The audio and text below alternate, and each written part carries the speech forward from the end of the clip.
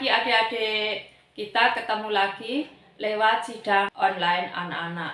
Nah, kakak harap kalian tetap semangat mengikuti sidang anak-anak ini.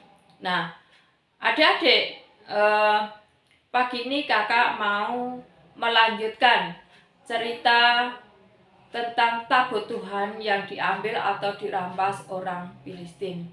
Namun sebelumnya, mari kita menyeru nama Tuhan dan berdoa.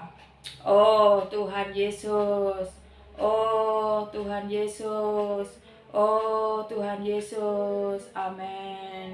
Oh Tuhan, kami bersyukur kepadamu. Engkau telah mempertemukan kami kembali dengan anak-anak Tuhan lewat sidang online anak-anak ini. Oh, kiranya Engkau Tuhan menjaga kami awal pertengahan hingga akhir nanti Tuhan. Oh, kami selalu dalam penyertaan-Mu. Tuhan, biarlah Tuhan sidang anak-anak ini walaupun secara online Tuhan tetap berjalan dengan lancar dan anak-anak pun dapat mengikutinya Tuhan dengan penuh semangat. Oh, karena Tuhan, oh semuanya untuk Dikau. Biarlah anak-anak semakin mengasihi Dikau, iman anak-anak semakin disegarkan. Oh Tuhan Yesus, Tuhan kami cinta padamu, amin.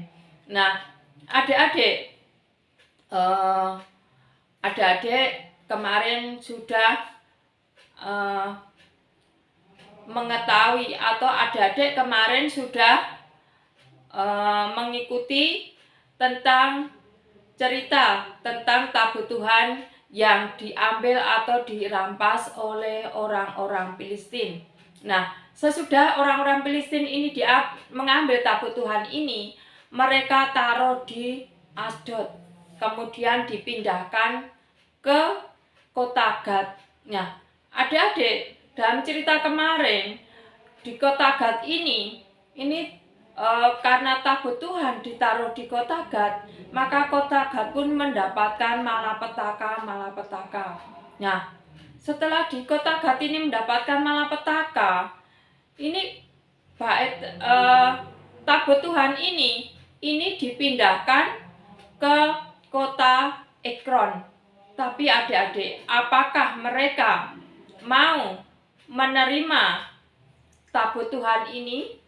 Nah, ternyata adik-adik, orang-orang Ekron atau kota Ekron ini tidak mau menerima tabut Tuhan adik-adik. Mereka berkata bahwa jangan ditaruh sini, jangan. Nah, mereka mengatakan bahwa orang-orang Gad ini hanya mau memberi kematian pada kita. Orang-orang Gad ini mau membinasakan orang-orang Filistin. Nah, akhirnya karena di kota Ekron ini atau orang-orang Ekron ini tidak mau menerima tabut Tuhan, maka para raja Filistin, orang penenun, mereka mengadakan rapat. Nah, adik-adik, di dalam rapat mereka, penenun ini berkata bahwa jangan mengeraskan hati kita. Jangan sampai kita terjadi seperti yang dialami orang Mesir dan Firaun. Karena mereka mengeraskan hatinya, akhirnya orang Mesir pun mengalami kebinasaan. Jadi jangan sampai kita mengalami seperti orang-orang Mesir dan Firaun. Lebih baik tabut Tuhan ini dikembalikan ke Israel. Kita kembalikan di kota yang terdekat. Nah, kemudian para penenun ini juga memberikan suatu saran atau suatu nasihat, yaitu tabut Tuhan ditaruh ke kereta yang baru dan dikasih satu peti yang berisi emas. Nah, emas itu digambar borok, karena orang Asdod atau orang Gad itu menderita borok. Nah, itu di lempengan emas gitu dikasih gambar borok, dan juga ada 5 lempeng emas yang digambari tikus. Nah, yang 5 ini mewakili 5 kerajaan Filistin. Nah, adik-adik, ini orang-orang Filistin atau orang-orang penenun ini mereka juga meragukan apakah benar malapetaka ini berasal dari tabut Tuhan atau hanya suatu kebetulan. Nah, adik-adik, untuk menjawab keraguan-keraguan orang-orang Filistin atau para penenun ini, kita lihat di dalam 1 Samuel pasal 6 ayat yang ke-12. Mari kita baca sama-sama.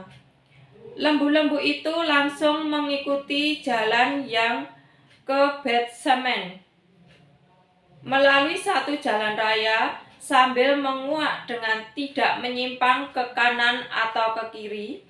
Sedang raja-raja kota orang Filistin itu berjalan di belakangnya sampai ke daerah Bet-Semes. Nah, adik-adik, keraguan-keraguan yang dialami orang-orang Filistin atau para penenun ini ternyata tidak benar, adik-adik. Nah, akan keraguan-keraguan orang Filistin ini mereka mengikuti kereta yang membawa tabut Tuhan ini, yaitu ke arah Israel di Bet-Semes. Nah, mereka mengatakan kalau kereta ini berjalannya lurus menuju ke Israel, ke Bet-Semes, ini berarti tulah atau petaka yang mereka terima itu memang benar-benar dari tabut Tuhan. Tapi kalau kereta ini jalannya menyimpang, itu berarti petaka itu hanya suatu kebetulan. Nah, adik-adik, ternyata di dalam Alkitab tadi, di dalam Samuel, itu adalah keretanya lurus menuju ke Israel, tidak menoleh ke kanan maupun ke kiri, dan berhenti di daerah Bet-Semes di ladang Yosua. Nah, adik-adik, setelah orang-orang Filistin ini, raja-raja Filistin yang mengikuti kereta ini dari belakang, melihat berhentinya di ladang Yosua, maka mereka pun meninggalkan kereta itu. Nah, begitu kereta sampai di ladangnya Yosua, orang-orang Israel pun bergembira bahwa tabut Tuhan sudah kembali. Malah mereka menyambut dengan sukacita. Kemudian kereta yang buat membawa tabut Tuhan tadi dibelah-belah, dijadikan kayu bakar, dan lembu-lembu yang menarik kereta ada 2 lembu yang menarik kereta disembelih untuk dikorbankan pada Tuhan. Nah, adik-adik, di sini menandakan bahwa Tuhan kita itu Tuhan yang hidup, tidak boleh disejajarkan atau dibandingkan dengan apapun. Nah, karena Tuhan kita adalah Tuhan yang hidup, maka kita belajar menghormati Tuhan kita, adik-adik. Nah, kenapa kok tabut Tuhan sampai bisa dirampas orang-orang Filistin? Nah, awalnya adik-adik, ini bangsa Israel ini berperang dengan bangsa Filistin. Namun orang-orang Israel ini kalah, mengalami kekalahan yang cukup besar, yaitu 4.000 orang Israel gugur dalam peperangan mereka. Kemudian mereka berpikir bahwa kalau kita perang membawa tabut Tuhan, pasti kita menang. Maka orang-orang Israel ini mengambil tabut Tuhan yang di Selo, diambil ke Ebenezer, dibawa ke sana. Nah, ternyata adik-adik, Tuhan menghukum bangsa Israel adik-adik. Dengan dibawanya tabut Tuhan ke Ebenezer ini, ternyata bangsa Israel mengalami suatu kekalahan yang cukup besar adik-adik. Ada 30.000 orang Israel terbunuh di sana. Maka bangsa Filistin bisa merampas atau mengambil tabut Tuhan karena bangsa Israel cukup mengalami kekalahan yang besar.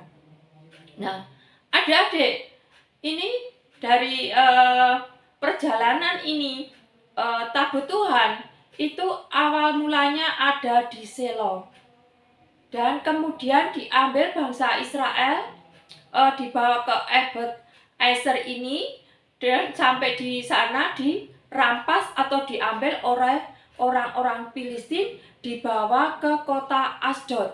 Nah, karena di kota Asdod ini membawa malapetaka, maka dari kota Asdod dipindahkan ke kota Gad. Nah, di kota Gad pun sama adik-adik, membawa malapetaka. Setelah sampai di kota Gad, itu dipindahkan lagi ke kota Ekron, dan di kota Ekron pun sama juga. Dan di kota Ekron pun orang-orang Ekron tidak mau menerima tabut Tuhan karena takut akan malapetaka yang ditimbulkan oleh tabut Tuhan ini. Adik-adik, untuk yang terakhir kali tabut Tuhan ini di rumah Abinadab orang Israel, yaitu di Yakem Tearim selama 20 tahun. Nah, adik-adik, kita sekarang mengenal Tuhan dengan lebih baik. Tuhan itu Tuhan yang hidup, Tuhan yang tidak bisa dibandingkan dengan apapun, Tuhan yang tidak bisa disejajarkan dengan apapun. Maka kita harus belajar untuk menghormati Tuhan, memuliakan Tuhan. Kita tidak boleh datang beribadah dengan ketawa ketiwi. Kita tidak boleh datang beribadah dengan pakaian yang seenaknya. Jadi kita harus benar-benar menghormati Tuhan kita.